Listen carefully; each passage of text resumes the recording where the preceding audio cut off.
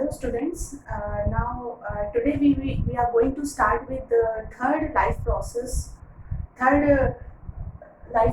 of human body, that is called transportation. So we have completed nutrition and respiration. Now our third life process is transportation.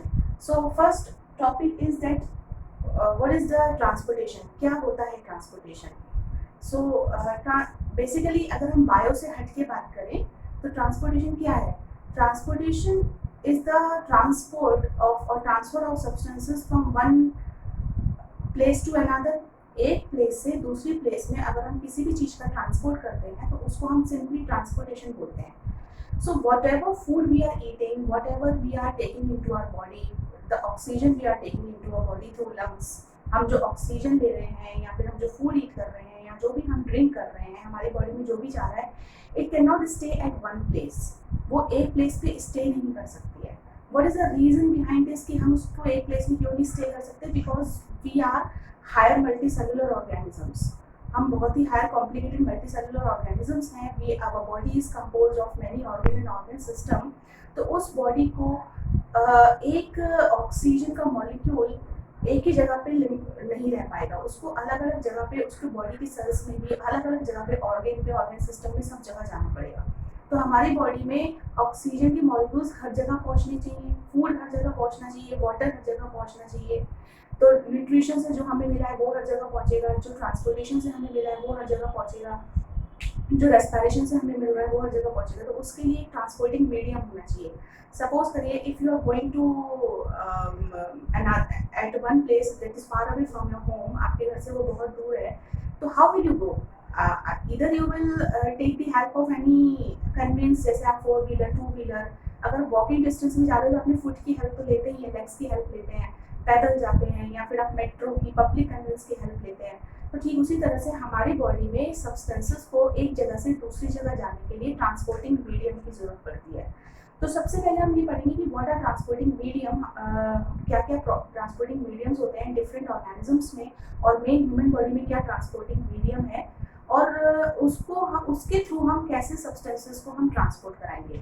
तो हम transportation को कैसे define करेंगे? Transportation means transport of important substances through transporting medium in the body. तो body में important substances का जो transport होता है ट्रांसपोर्टिंग मीडियम के थ्रू, उसको हम ट्रांसपोर्टेशन बोलते हैं. ना ये ट्रांसपोर्टेशन यूनिसेलुलर ऑर्गेनिजम्स में नहीं होता, बिकॉज यूनिसेलुलर ऑर्गेनिजम्स की बॉडी जो है वो एक ही सेल की बनी होती है. मल्टी सेलुलर ऑर्गेनिजम्स की बॉडी एक सेल से ज़्यादा की है, उसमें ऑर्गन है, ऑर्गन सिस्टम है, डिफरेंट ऑर्गेनाइजेशन लेवल्स हैं उसमें. तो उसमें ट्रांसपोर्टेशन अलग अलग जगह पे होगा. तो वो हम अब पढ़ेंगे कि ट्रांसपोर्टेशन मीडियम क्या है और उसके क्या क्या मैथड्स हैं. तो what are transporting medium in various organisms. तो जैसे यूनिसेलुलर हो गए, जितने भी यूनिसेलुलर ऑर्गेनिजम्स हो गए, जैसे कि अमीबा है, पैरामीशियम है, तो इनकी बॉडी में जो ट्रांसपोर्टिंग मीडियम है वो मेनली साइटोप्लाज्म ही होता है. साइटोप्लाज्म अमीबा में जो भी कुछ ट्रांसपोर्ट होगा वो साइटोप्लाज्म के अंदर ही लिमिटेड रहेगा और वहीं से ट्रांसपोर्ट होगा और एक्सक्रीशन हो जाएगा बाद में. जो मल्टी सेलुलर है तो उनकी बॉडी में जो ट्रांसपोर्टिंग मीडियम होगा वो या तो होगा वाटर या फिर होगा blood, according to the levels present in their body. उनकी बॉडी का लेवल ऑफ ऑर्गेनाइजेशन क्या है, कितने लेवल ऑफ ऑर्गेनाइजेशन है, उसकी बॉडी पे, उसकी बेसिस पे डिपेंड करेगा. तो ब्लड जो है वो एक हाईएस्ट ऑर्गेनिजम्स जो हाईएस्ट लेवल को बिलोंग करते हैं और जिनका टिश्यू के बाद ऑर्गन भी है, ऑर्गन सिस्टम भी है, उनकी बॉडी में है ब्लड मेनली ट्रांसपोर्टिंग मीडियम. तो उसके थ्रू हम अब पढ़ेंगे. तो अब हमारा जो मेन टॉपिक स्टार्ट हो रहा है वो है कि मेन हमारे ट्रांसपोर्टेशन के जो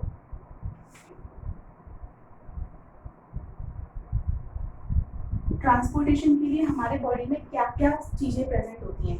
that means what are the components of transportation in our body. Transportation के हमारी बॉडी में क्या क्या कंपोनेंट्स हैं, सिर्फ ब्लड से काम नहीं चलेगा।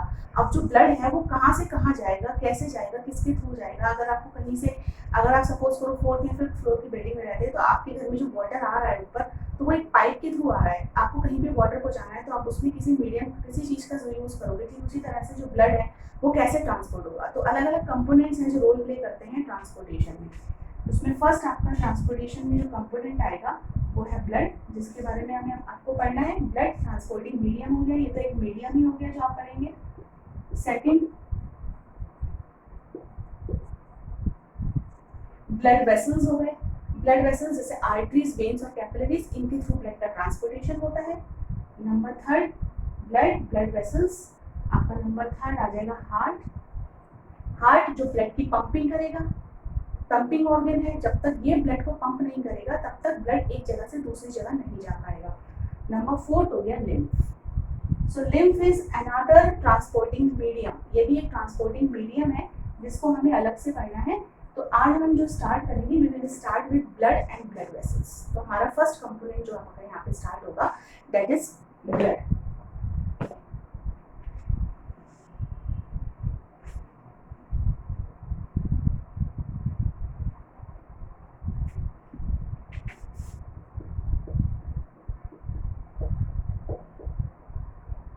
So blood is first component, transporting medium। ये हमारा फर्स्ट ट्रांसपोर्टिंग मीडियम है। इंट्रासेलुलर फ्लूइड है। तो आप ब्लड को कैसे डिफाइन करेंगे? ब्लड इज, हाँ आपने 9th क्लास में भी पढ़ा हुआ है, blood is fluid connective tissue. Fluid connective tissue है, इंट्रासेलुलर फ्लूइड है। It is intracellular fluid. It is reddish in color, red color का होता है। In some organisms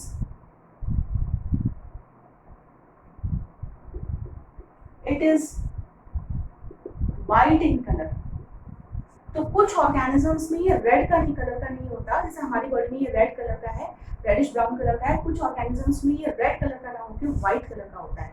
so in the organisms where it is white in colour, तो उसमें कौन सा pigment present absent होगा? The pigment which is absent, this is due to absence of, all of you know that, haemoglobin. तो haemoglobin pigment absent हो जाने की वजह से, because of the absence of hemoglobin pigment, in some organisms blood is mainly white in color, and in such organism blood is mainly known as, blood is commonly known as hemolymph। Note down, very important, hemolymph। Hemolymph is a white color blood which flows in such organisms in which hemoglobin is absent. You can write a very good example of that, that is cockroach। Cockroach or arthropods, that belongs to arthropoda phylum। तो उनमें blood में whitish colour का होता है। आपने कभी cockroach को देखा होगा तो कॉकरोच में कभी भी ब्लड रेड कलर का नहीं निकलता। वो जब आपको घर में अगर किसी रीजन की वजह से उसको आप किल कर देते हो तो उसमें से व्हाइट कलर का फ्लूइड निकलता है, दैट इज ओनली ब्लड। उसका वो ब्लड ही होता है जिसको हम हीमोलिम्फ बोलते हैं। दैट फ्लोज इन, वो एक कैविटी में फ्लो करता है, that flows in a cavity called haemocoel cavity. तो उस कैविटी को हम हीमोसील कैविटी बोलते हैं। बहुत ही ज्यादा हॉट टॉपिक में है ये, बहुत ज्यादा एमसीक्यूज में पूछा जाता है कि कौन सी कैविटी में व्हाइट कलर का फ्लूइड फ्लो करता है, उनकी कैविटी को हम हीमोसील कैविटी बोलते हैं। And mainly blood is known as haemolymph, that is only due to the absence of one pigment that is called haemoglobin pigment, उनमें एब्सेंट होता है। तो हायर ऑर्गेनिजम्स जितने भी हैं, ह्यूमन बॉडी हो गया, मैमल्स हो गए, जितने एव्स हो गए और एम्फीबियंस हो गए, वर्टिब्रेट्स जितने भी हो गए, तो उन सब में जो ब्लड होगा वो मेनली रेड कलर का होगा। नाउ ब्लड में और क्या क्या होता है, ब्लड में क्या रेड होने के अलावा उसमें और कंपोनेंट्स क्या है? तो अभी हम जो कंपोनेंट्स पढ़ रहे हैं वो that components are of transportation. Now what are the components of blood? Blood के क्या कंपोनेंट्स हैं? सो अनदर टॉपिक इज, इसी में हम कंटिन्यू करेंगे और इसको पढ़ेंगे हम components of blood.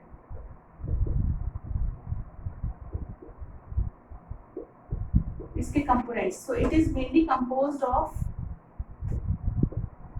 RBC, WBC, platelets and plasma. So there are 4 components of blood: RBC are red blood cell, WBC white blood cell, platelets and plasma. These 3 are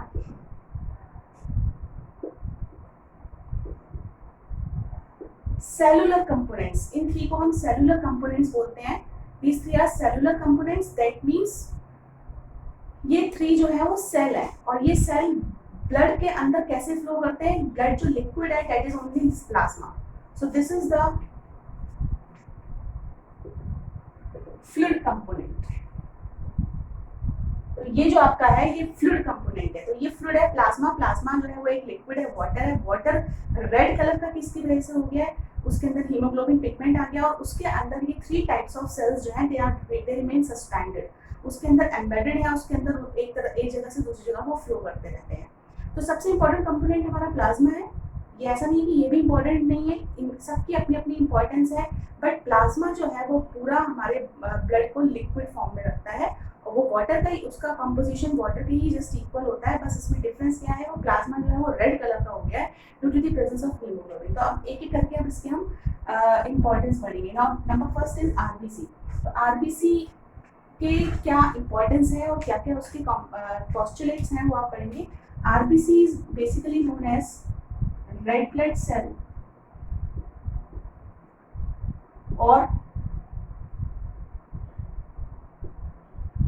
erythrocytes. इसको हम एरिथ्रोसाइट्स भी बोलते हैं बिकॉज ऑफ द पिगमेंट. इसमें pigment red colour का present होता है. इसमें क्या है? Haemoglobin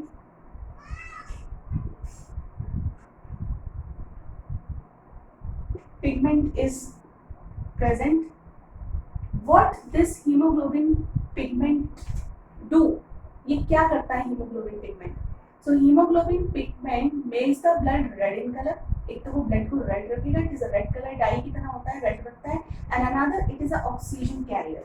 So it makes blood red and it is oxygen carrier.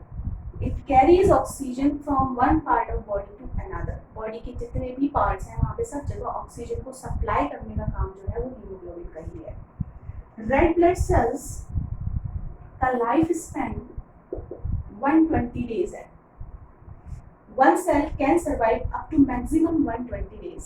Maximum मैंने बताया, मिनिमम वो कितना भी सर्वाइव करे, लेकिन मैक्सिमम वो 120 डेज सर्वाइव करता है. Now it's number quadruples. उसका नंबर quadruples हो जाता है. What do you mean by quadruple here? Suppose in one day 10 RBCs died. अगर एक दिन में 10 RBCs डेड हो जाते हैं ड्यू टू एनी रीजन, किसी भी रीजन की वजह से अगर 10 RBCs डेड हो जाते हैं, तो 10 into 4 कर दो तो 40 RBCs बन भी जाएंगे. तो इनकी क्वांटिटी हमारी बॉडी में कभी भी कम नहीं होती है. ठीक, तो वो क्वाड्रपल होता है इनका नंबर. अनदर पॉइंट,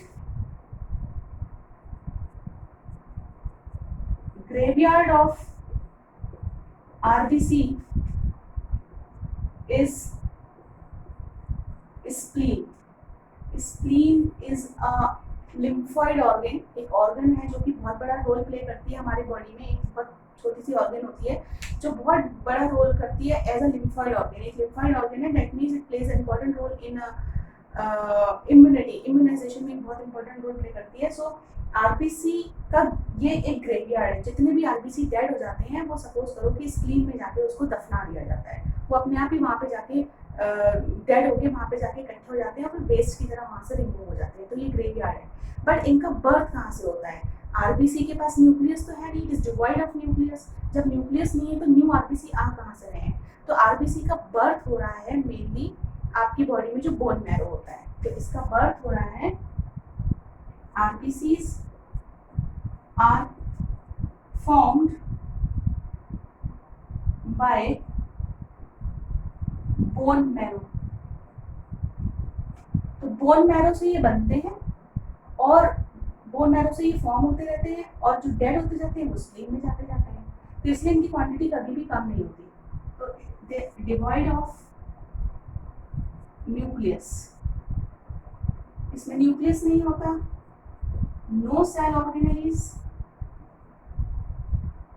कोई सेल ऑर्गेनेली नहीं होते। क्यों नहीं होते कोई सेल ऑर्गेनेली? बिकॉज आरबीसी को बहुत ज्यादा स्पेस चाहिए हीमोग्लोबिन पिगमेंट को अपने सेल के अंदर स्पेस देने के लिए। So because all the space is occupied by, जितनी भी उसकी स्पेस होती है that is occupied by haemoglobin pigment. Haemoglobin pigment सारी स्पेस ऑक्यूपाई कर लेता है, इसकी वजह से यहाँ पे न्यूक्लियस भी नहीं है और ना ही इसमें आपका सेल ऑर्गेनेली है। बट एक डिफरेंस आप याद रखना कि डिफरेंस क्या है एक मैच्योर आरबीसी में और एक आपका जो आरबीसी न्यूली फॉर्म्ड है। तो न्यूली फॉर्म्ड में तो आरबीसी होता है, लेकिन जैसे जैसे वो मैच्योर होता चला जाता है तो उसमें न्यूक्लियस जो है अपने आप ही वहाँ पे डिसअपियर हो जाएगा और वो सारी स्पेस जो है वो आपकी हीमोग्लोबिन देगा। सो वन हीमोग्लोबिन मॉलिक्यूल, एक हीमोग्लोबिन का molecule carry 4 oxygen atoms at one time. तो कितने कैरी करता है? Haemoglobin one molecule carries 4 molecules of oxygen at one time। तो सोचिए आप कितना पावरफुल है कि एक हीमोग्लोबिन का मॉलिक्यूल 4 ऑक्सीजन मॉलिक्यूल्स का सप्लाई करता है एक टाइम पे। तो कितने हीमोग्लोबिन के मॉलिक्यूल्स होंगे और वो कितने ज़्यादा ऑक्सीजन मॉलिक्यूल्स का सप्लाई करेंगे? बिकॉज हमारी बॉडी में ऑक्सीजन का सप्लाई हीमोग्लोबिन के अलावा और कोई नहीं कर पाता, because it is insoluble in water. Water में उतना सॉल्युबल नहीं है जितना कि कार्बन डाइऑक्साइड है। तो ऑक्सीजन का ट्रांसपोर्ट प्लाज्मा के थ्रू नहीं होता, ऑक्सीजन का ट्रांसपोर्ट मेनली आरबीसीज करवाते हैं हीमोग्लोबिन के थ्रू। और हायर क्लासेस में आप उसका और भी ज़्यादा डिटेल पढ़ेंगे, अभी आपके लिए इतना ही बहुत है। शेप और लिख लीजिए आप, इनकी शेप क्या होती है? They have a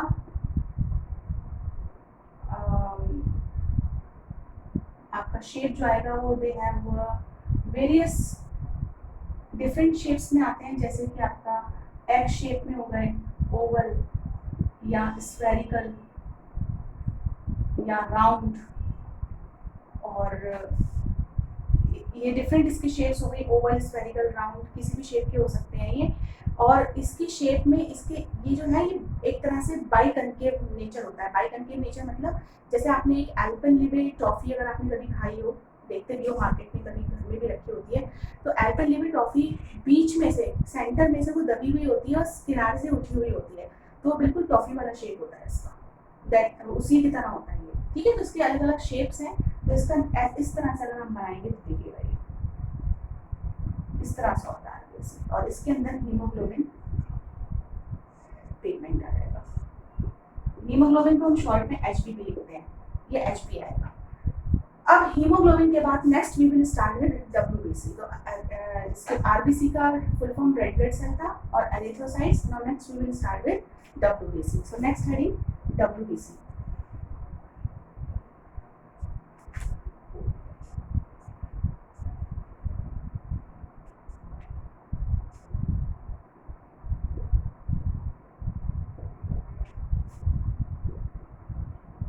Now WBC,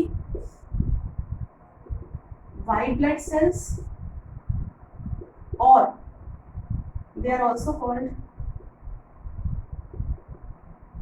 leukocytes। इसको हम ल्यूकोसाइट्स बोलते हैं। They are, ये भी वेरियस शेप्स के हैं, from irregular to round, Oval etcetera, अलग अलग शेप के होंगे। इनका नेचर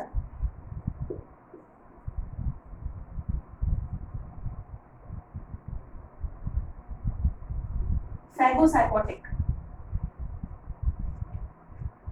फैगोसाइकोटिक मीन्स जैसे एमीबा जो है, एमीबा को जब कोई फूड पार्टिकल दिखता है तो amoeba executes its that is pseudopodia. Pseudopodia को बाहर निकाल के to take the food inside the vacuole.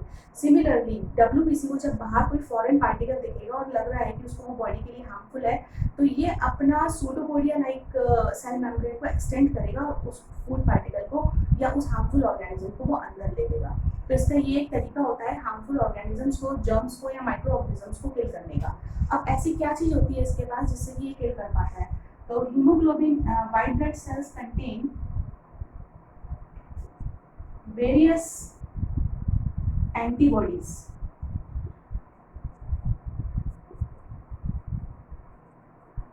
इसके पास वेरियस एंटीबॉडीज होती हैं, केमिकल्स होते हैं. वो केमिकल्स क्या करते हैं? Chemicals to kill harmful organisms, जिसको हम फॉरेन पार्टिकल भी बोलते हैं. हार्मफुल ऑर्गेनिजम्स जो फॉरेन है, जो बाहर से आए हैं हमारी बॉडी में, हमारी बॉडी को डिजीज कॉज करने के लिए, उनको किल करते हैं. ठीक है, और कैसे करते हैं? फैगोसाइटोटिक नेचर से किल करेंगे. तो वेरियस एंटीबॉडीज हैं, हार्मफुल केमिकल्स हैं. That's why therefore they are also called, इनको हम सोल्जर्स ऑफ बॉडी भी बोलते हैं. Very important for your class. आपके बोर्ड एग्जामिनेशन में बहुत पूछा गया है कि इनको सोल्जर्स ऑफ द बॉडी क्यों बोला जाए. तो they are called soldiers of the body because they kill the harmful microorganisms और foreign particles by releasing their chemicals और एंटीबॉडीज फ्रॉम देम. और कैसे किल करते हैं? जैसे कि अगर ये एक वाइट ब्लड सेल है, वाइट ब्लड सेल को बाहर एक आपको यहाँ पे सपोज कोई बैक्टीरिया दिख जाता है, वो बैक्टीरिया ऐसा है जो डिजीज कॉज करने वाला है. तो ये क्या करेगा? अपना इस तरह से सेल मेम्ब्रेन को लेके और उसको अंदर ले लेगा और अंदर हार्मफुल केमिकल से वो उसको किल कर देगा अंदर. तो ये नेचर फैगोसाइटोटिक हुआ, तो फैगोसाइटोसिस नेचर से वो उसको किल कर देगा. WBC का जो लाइफ स्पैन है वो थोड़ा सा शॉर्ट है. WBC का लाइफ स्पैन अबाउट 1 वीक है. 1 वीक से कम भी हो सकता है. और इसका नंबर डबल होता है. बट ये WBC हमारे बॉडी में RBC से इनकी क्वांटिटी थोड़ी सी कम होती है. ठीक है, तो इसका नंबर डबल होता है. इसमें cell organelles are present. Cell organelles इसमें प्रेजेंट होते हैं क्योंकि इसमें ऐसा कोई हीमोग्लोबिन पिगमेंट तो होता नहीं है. बाकी इसको हम ल्यूकोसाइट बोलते हैं. इसके भी वेरियस टाइप्स हैं जो आप हायर क्लासेस में पढ़ेंगे. कभी कोई एक्स्ट्रा क्लास में अगर हम आपको एक डेमो दिखाएंगे या रिकॉर्डेड सेशन देंगे तो WBC के टाइप्स हैं. इसके टाइप्स हैं कि इसके अंदर क्या क्या नेचर है, किस किस ऑर्गेनिज्म को कैसे कैसे किल करेगा, उसके बेसिस पे इसके टाइप्स हैं. जैसे आपने सुना होगा न्यूट्रोफिल्स, एसिडोफिल्स, ग्रेनुलोसाइट्स, एग्रेनुलोसाइट्स, बेसोफिल्स. तो उसके टाइप्स हैं अलग अलग. वो हम कभी आगे डिस्कस करेंगे. अभी हमारे लिए इतना ही काफ़ी है. अब हमारा नेक्स्ट आता है platelets.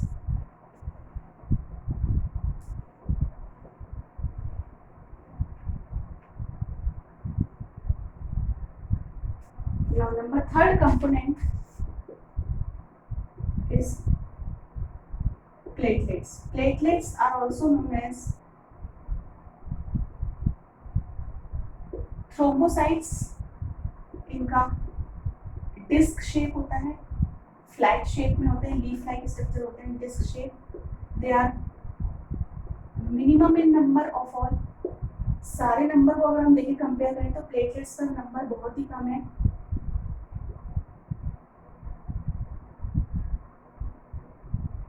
Cell organelles are present. Cell organelles इसमें प्रेजेंट होती हैं. देयर मेन रोल, जो प्लेटलेट्स का मेन रोल है आपका, help in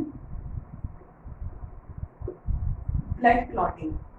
so this is the main important point, blood clotting. Blood को क्लॉट करने में हेल्प करता है. सपोज अगर आप कोई घर में नाइफ से कोई काम कर रहे हैं, you are cutting any vegetable और किसी सीजर से कुछ काम कर रहे हैं, या किसी भी एक्सीडेंट से, कोई माइनर मेजर एक्सीडेंट से आपके कहीं फिंगर में कहीं पे भी कट लग जाता है, तो आफ्टर कट लगने से क्या होता है, as soon as there is a cut, blood oozes out, blood बाहर निकलना स्टार्ट हो जाता है. तो व्हाट विल हैपन, वो ब्लड आप उसके ऊपर कॉटन रखेंगे या घर में कोई एंटीसेप्टिक रखा होगा, डिटॉल रखा होगा, उससे थोड़ा सा उसको प्रेस करेंगे, तो आफ्टर सम टाइम आप देखते हो कि वो ब्लड अपने आप ही निकलना बंद हो जाता है, वो रुक जाता है.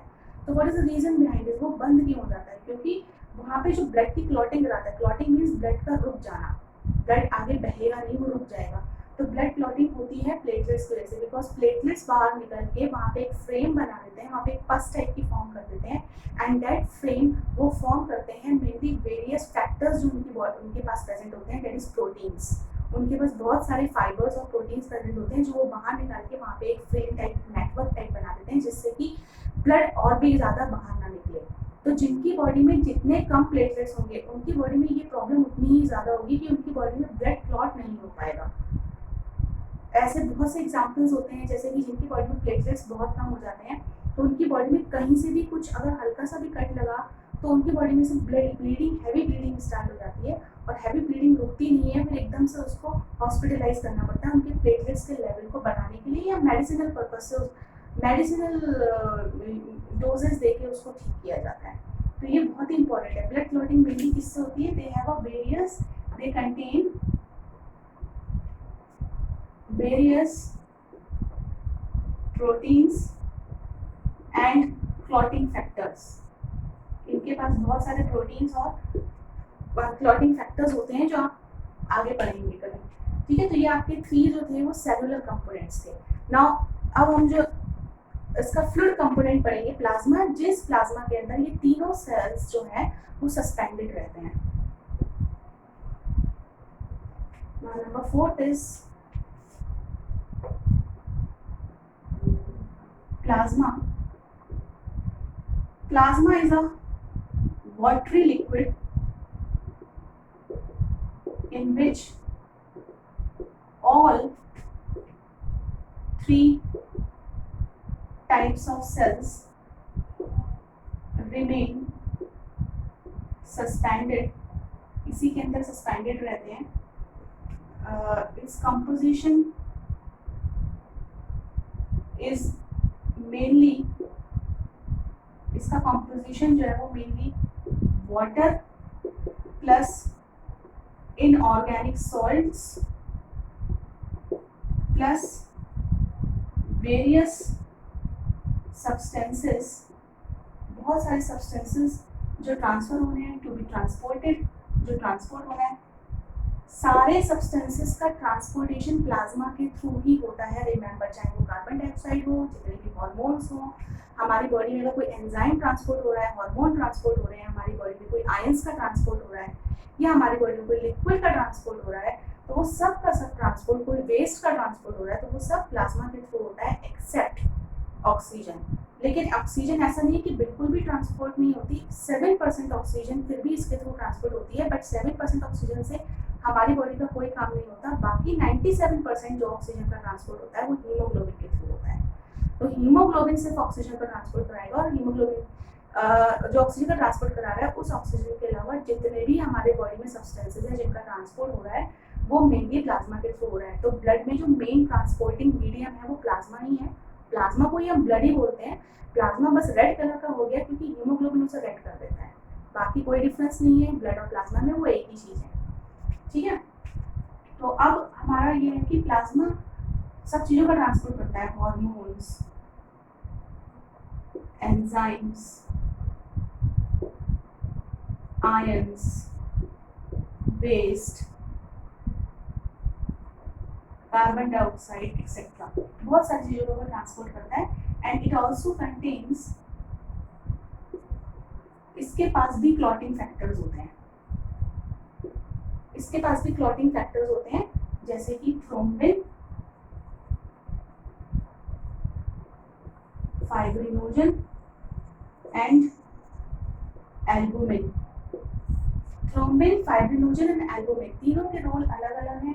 क्या क्या वो रोल करेंगे, कौन सा ब्लड का कोगुलेशन करेगा, कौन सा फाइब्रिनोजन ब्लड क्लॉटिंग फैक्टर में काम आएगा, थ्रोम्बिन, तो इन तीनों के अलग अलग यूजेस हैं।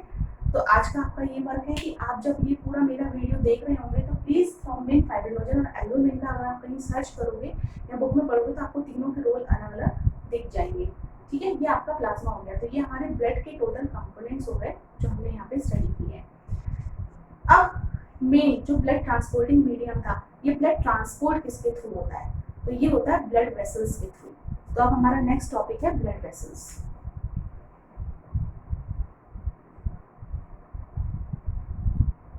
Now second component of transportation is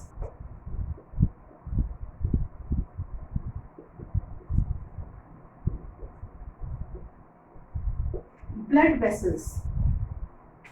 Blood vessels are those tiny tubes which are present in the body for the transportation of blood from one part to another. तो ये कनेक्ट करता है एक पार्ट को दूसरे part से, जिससे कि इसके अंदर आसानी से ब्लड का ट्रांसपोर्ट हो जाए.